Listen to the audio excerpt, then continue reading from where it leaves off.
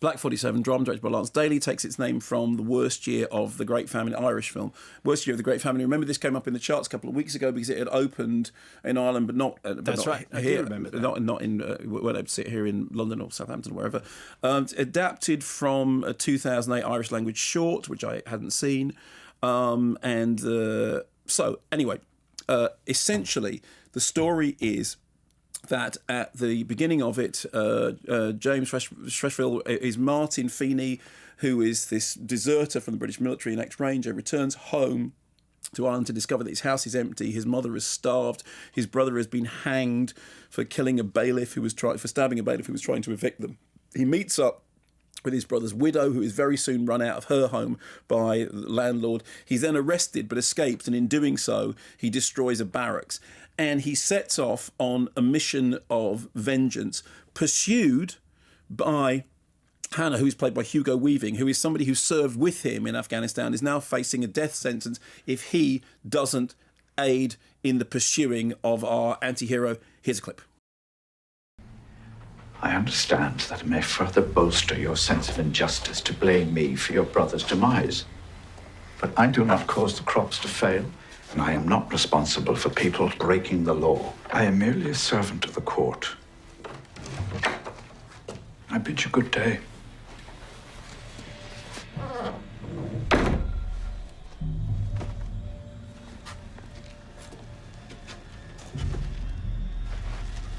Ni an berla chang na korchisha. Tatukushi numaro ma yirahar mi halofine. Kehoi flidanantu. That last bit, obviously, you don't get subtitles on the radio. You stand accused of the murder of my brother, Michael Finney. How do you plead in Gaelic? So the movie, and that it's a point about not speaking English. So then what happens is, on the one hand, it's a classic Western setting. You have the avenging angel. You have the tracker, who is also kind of tied to the avenging angel. You have the conflict of loyalties. You have the corrupt overlords. And it's a film made with a great deal of passion. It's got a terrific ensemble cast: Jim Broadbent, Barry Keoghan, Stephen Ray, Freddie Fox. And it's also a film about a subject which has not been widely addressed by cinema before.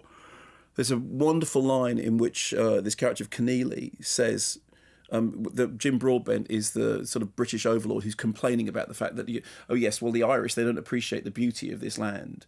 And the Keneally character says, people would place more value on beauty if you could eat it. And he's kind of the conscience of the film.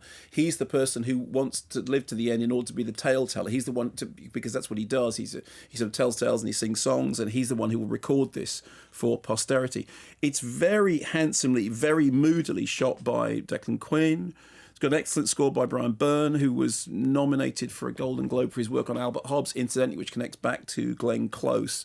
And the thing I liked about the score is that on the one hand, you do have, traditional Irish instruments, but there's no kind of cod folkiness to it. It's got an awful lot of kind of atonal, brooding stuff going on in the background.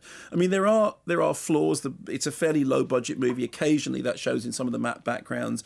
And there are times when some of the sequences depicting in shorthand sort of thumbnail squalor almost border on cliche. But as a way of telling that story in the kind of Western mould, I thought it was bold and it was well done, and the story was engaging, and it's tough, and it's taking a subject which is a difficult subject to talk about and putting it into a format which is accessible and entertaining in that kind of grim way. So I liked it.